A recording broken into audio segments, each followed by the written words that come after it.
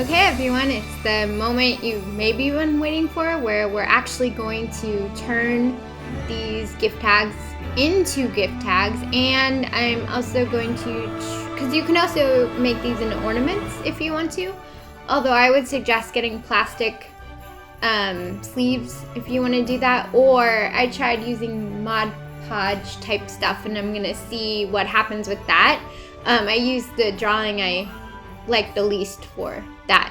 So first though, I had to cut out the gift tag. Obviously I used scissors. You could always use an X-Acto knife if you really want to get it precise, but you know, I don't really care, so I just use scissors.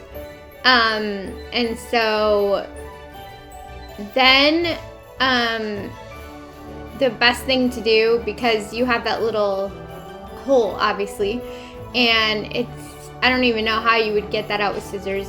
You could, but it would be pretty difficult. So what I would suggest doing is taking an X-Acto knife and very firmly but carefully, and you might have to go over it a few times depending on how hardy your X-Acto knife is. The one I used was very flimsy, and I heard that if you press too hard on it, it could snap. So I was definitely not, I was being firm, but I wasn't pushing too hard.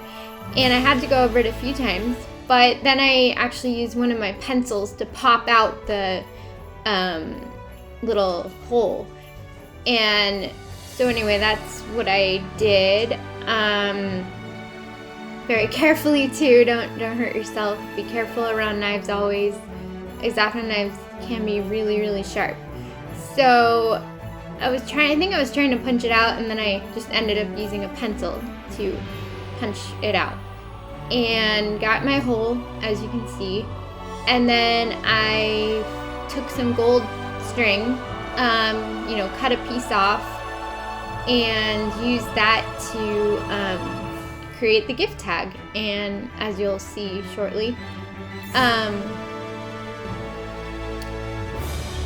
and I just bought some super cheap string from Amazon. I want to say it was like, you know, $5 or something for a lot of string that I probably will have for like 20 years. But it's pretty, it looks festive. So I just tied a knot, and then I cut off the ugly ends. And you can obviously make that a smaller loop, if you wish, but I thought that was fine. But again, so if you don't want to use these for gift tags, which I totally understand, because, you know, it's really hard to part with things you've made. I know that from experience, but also these are pretty, and if you don't want them to be thrown away, or, you know, you don't want them to get damaged as gift tags, another option is to turn them into ornaments.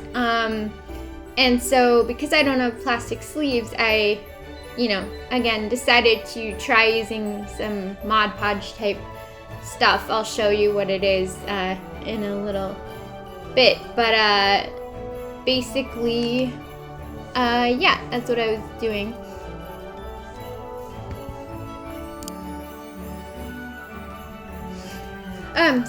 So if you decide to go the Mod Podge route, which I'm not necessarily sure is the right way to go, because I'm not sure it's gonna make the ornament as stiff as I would like it to be again. So I think plastic sleeves might be the way to go.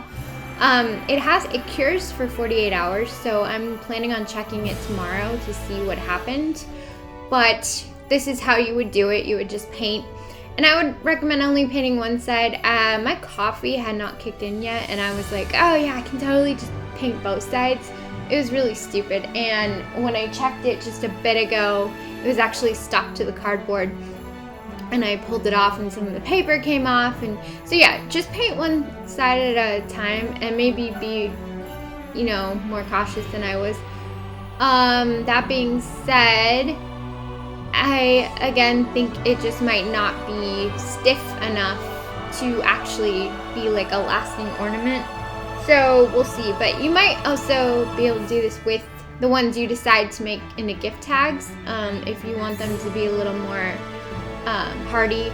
Or, you know, Mod Podge, not this one, but Mod Podge itself comes in some really cool finishes, like extreme glitter and like, you know, other things, and so that could be fun to kind of experiment with those things.